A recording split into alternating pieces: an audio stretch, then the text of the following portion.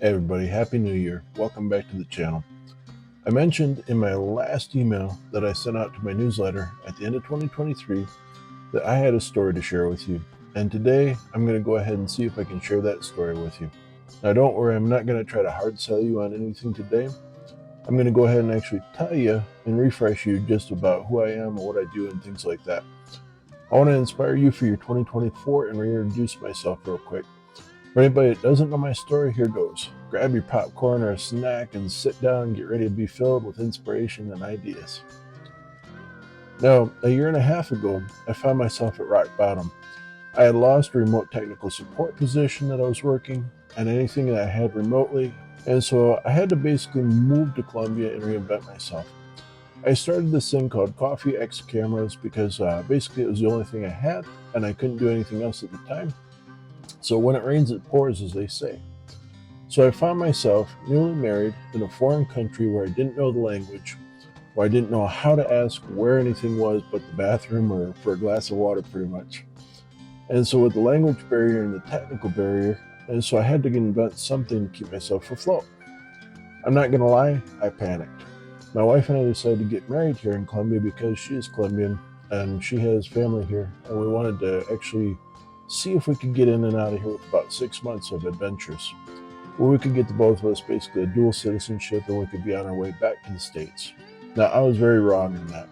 2 years later, here we are, and I want to tell you that at rock bottom, that is not until you lose everything that you win everything. That's my story, at least. Let me explain how I got here, and I want to share something to inspire you too. For starters, let me say, as I tell everyone, this is not my first rodeo. I have technically been a professional photographer for a very long time now, and if we chalked it up to photography, I have been shooting for 34 years now. I've also got 20 years IT support under my belt, and I've started several different businesses before, in addition to becoming a certified life coach and business analyst. And oh yeah, I got certified to teach English online too, just as a second language. Now, back in 2010, I found myself in a similar predicament. I was working as a supervisor for a large IT company where I oversaw 60 different technical support agents on the floor. Long story short, my company decided to adapt Six Sigma approach and let go lean, as they say, basically cut everybody. They cut my position, I was no longer needed. Came out of left field and hit me over the head with a ton of bricks. I was laid off and let go. I begged and pleaded to give me a lesser position or to allow me to apply for something else within the company. As fear set in, sheer panic struck, and I didn't have anything. My supervisor acknowledged and grimly said basically there were no other positions at this time, but he would write me a letter of recommendation to apply for a different company so I could get a job. I left that day with a box of my belongings and a handful of copies of his letter that he wrote for me, and I'm not going to lie, I cried. My ex-wife gave me an idea that I could either go back to school or I could get another soul-sucking job that I hated or that I chose so I could apply to college to finish the degree that I had always wanted. Now, I still don't know what it was to this day, but I chose to apply to the University of Michigan on a whim and a prayer, and I got accepted. Never got to use those letters of recommendation. Something told me it was go time to do what I wanted to do. So after I submitted my application to school, I began to panic again. What if they did not accept me? What if I ran out of savings? What if? Well, as fate would have it, 2 milestones came up and happened. The first was that before I got my notification about my application to the University of Michigan, my former supervisor dropped dead from a heart attack. Apparently, writing my letter of recommendation was the last act that he ever did at the company that I worked for. Now, he was a good man, and despite having his hands tied with the different things that happened at the company and made the decision to let me go, he was always there to help me out, and he always had my back. I attended his funeral and met his family and friends. And while at the funeral, they announced that they would be playing Brad's favorite song, and that song was Run to the Hills by Iron Maiden. I took that as a message that it was go time, that it was time to go ahead and get going on my own journey on there. I got chills down my spine as if it were a message from Brad to use this layoff as a gift and an opportunity to run with full force rather than to sit around and mope. So I did. Shortly thereafter, the second milestone was that I received my acceptance letter to the University of Michigan, and I entered alongside 18-year-old freshman as a 30-something-year-old dude that basically was the old guy in the class. I thought I'd be shunned and made fun of for being the old guy in school, but my fears were squashed when almost everyone that I encountered in school became a friend and an ally in my journey. By the time I reached my junior year and my senior years of college, I was already working on both coasts in Los Angeles and New York for Condé Nast, and I was flying out on the weekends, and basically my professors, my peers were none the wiser. And when I finished college, I went to the U of M stadium graduation just to experience the energy in the stadium, and to say that I did it. But I didn't actually attend the art school graduation event due to the fact that I had already worked starting in New York, and shortly thereafter I was headed out with the U-Haul truck. Packed up that truck with all my possessions and moved solo across the country to the Big Apple. And when I got there, the big thing was to supplement the freelance work that I had already established with Condé Nast. So as I unpacked my things and got used to the friendly mice and cockroaches that ran around through my apartment, through the hallways in the studio apartment that I had, I applied to any steady gigs I could find. I was online on Craigslist of all places, and I saw a posting for a photography teaching position. I never saw myself as a teacher, but I thought that a gig is a gig, and I definitely wanted to be in my field, especially after finishing that fancy art degree. I applied, and they invited me in to work in school where adults could basically learn after they got done with work for the day for photography for betterment and personal purposes to do a test class. I passed with flying colors, and the boss told me she had never seen an energy like mine, and to keep it going to go ahead and work through school before as a teacher.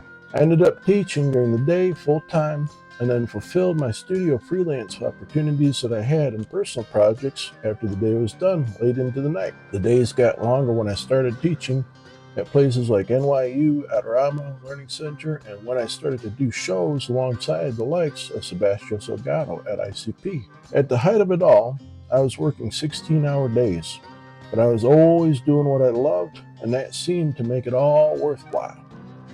I completed 3 of my photography books while living in New York, and I also worked alongside my friends Jordan Matter for his projects like Dancers After Dark, and hung out with Alex, Robert Frank, and also David Allen Harvey. I was living the dream. Life sometimes creeps up on you though, and as I was winning, sheer exhaustion set in. I was downing 9 cups of coffee per day, and I was severely overweight, and hit my ex-wife and I never made time to cross paths.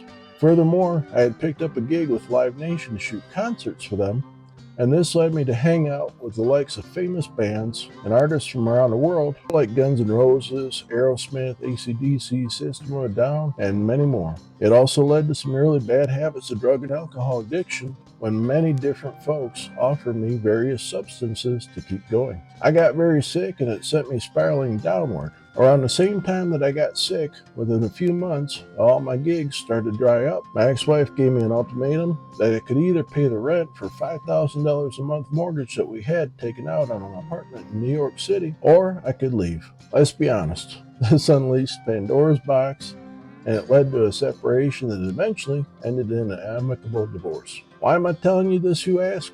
Because I have a point that will all make sense, I promise. I packed up one of those fancy U-Haul trucks again, and this time I drove clear across the country, back to Michigan, all where it was so hot to trot to go and leave for New York. My family was kind enough to offer me a place to crash, and I moved in on the family farm. The exile in New York, my divorce, and the impending slap upside the face with the COVID lockdowns hit me really hard.